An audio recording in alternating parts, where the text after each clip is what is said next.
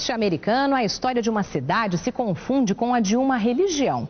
Na quinta reportagem da série América, Império da Fé, a repórter Iula Rocha, a editora Beatriz Alessi e o repórter cinematográfico Ronaldo Dias visitam os Mormons, para quem a poligamia um dia foi mandamento de Deus.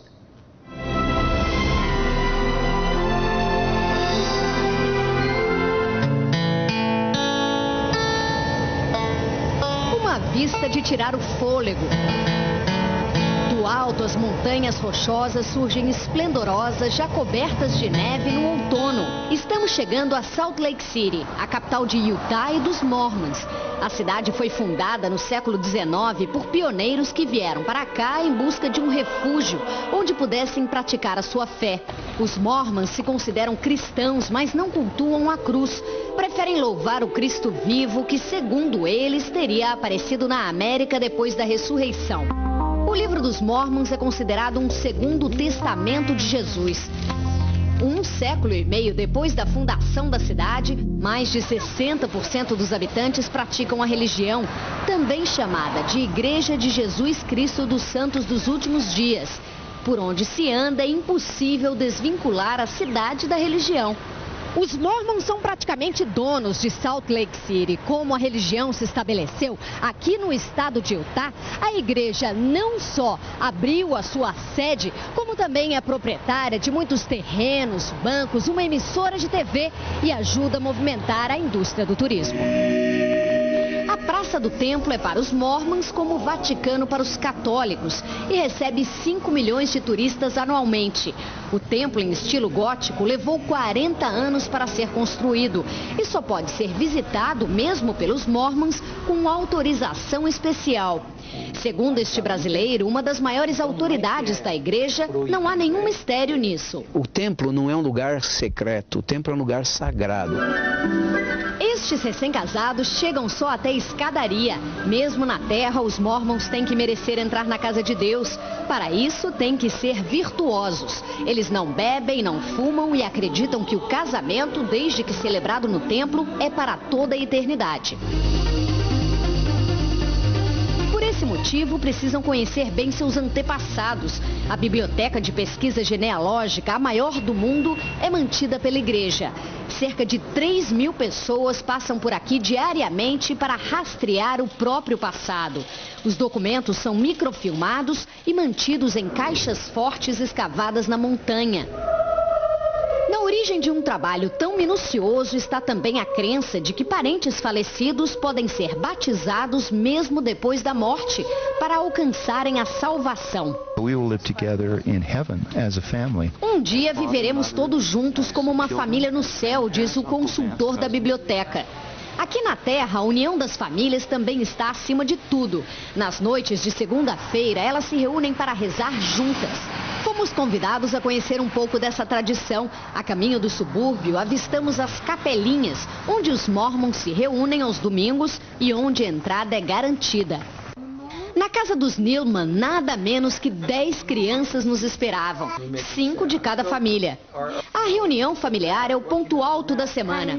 Eles leem as escrituras, contam histórias, cantam e fazem até coreografia com o livro dos Mormons.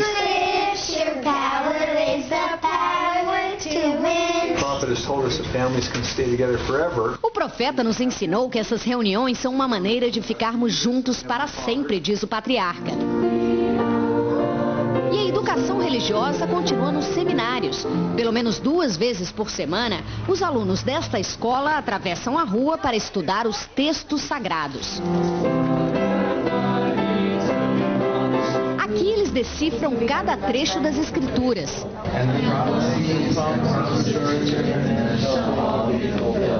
O pai da adolescente diz que assim os filhos crescem com valores sólidos. Tentamos nos tornar pessoas, se não melhores, de padrões mais elevados, diz ele. Nesse ambiente de rigidez moral, namorar só a partir dos 16 anos. E mesmo assim, os adolescentes saem em grupos de casais para não cair em tentação. Meio envergonhada, Kirsten diz que um beijinho na bochecha pode. Só não pode beijo apaixonado.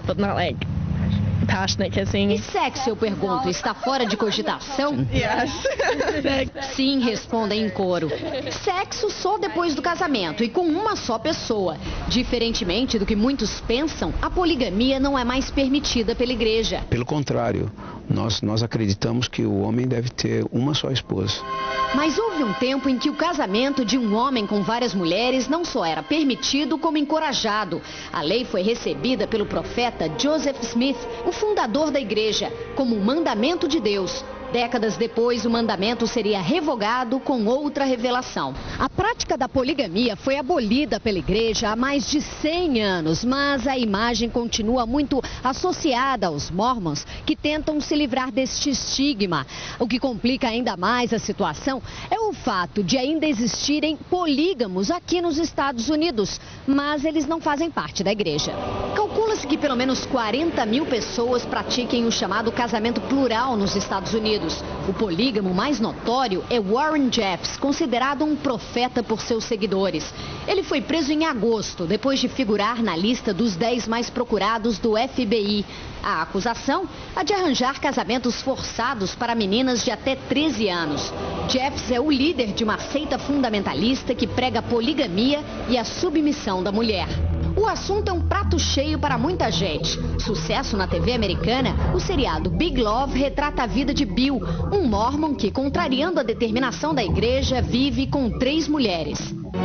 A religião também já foi motivo de chacota. O desenho animado South Park dedicou um episódio inteiro aos mormons. Well, who was right? Who gets into heaven? I'm afraid it was the Mormon. Acostumado às provocações, este brasileiro, dono de uma churrascaria em Salt Lake City, até faz piada. E o pessoal fala, nossa, quantas mulheres você tem?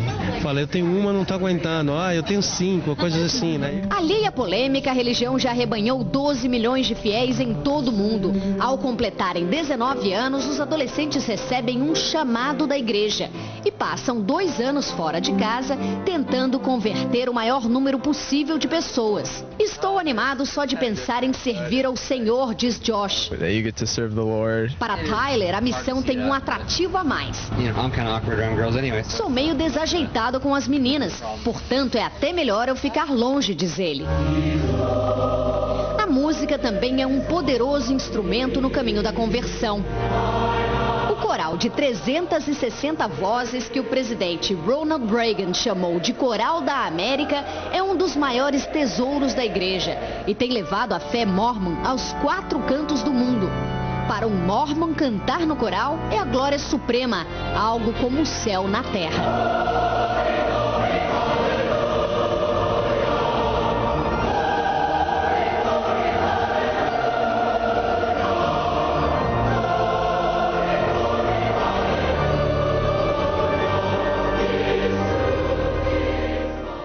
Na segunda-feira, na última reportagem da série, nossos repórteres desvendam as crenças de Hollywood.